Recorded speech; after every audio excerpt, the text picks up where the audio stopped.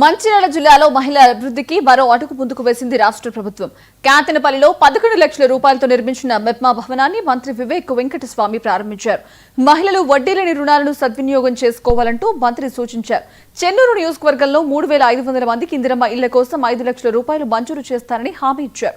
Ration కార్డులు, ఉచిత current, 500కి gas వంటి సంక్షేమ పథకాలను కాంగ్రెస్ ప్రభుత్వం అమలు చేస్తుందన్నారు మంత్రి వివేక్.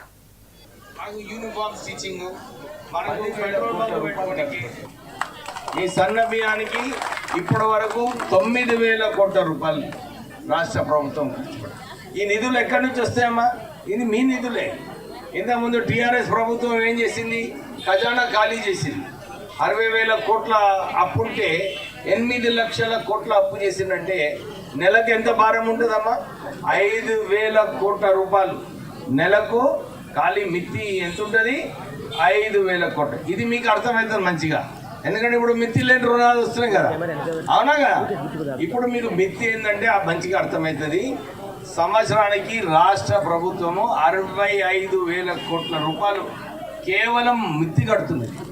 ఇప్పుడు కాళేశ్వరం ప్రాజెక్ట్ కట్టిండు కేసీఆర్, ప్రపంచంలోనే పెద్ద ప్రాజెక్ట్ అన్నాడు.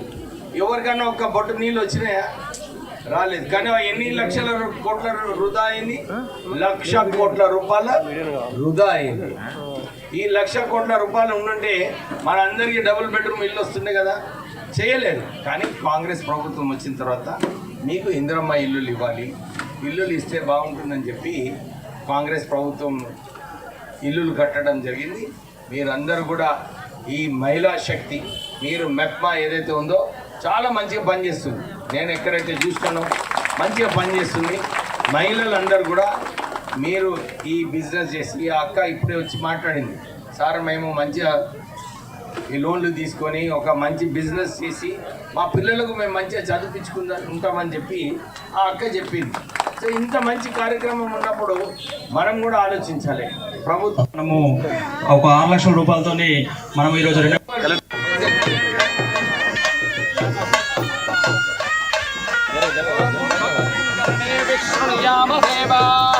భద్రం పశ్యేమ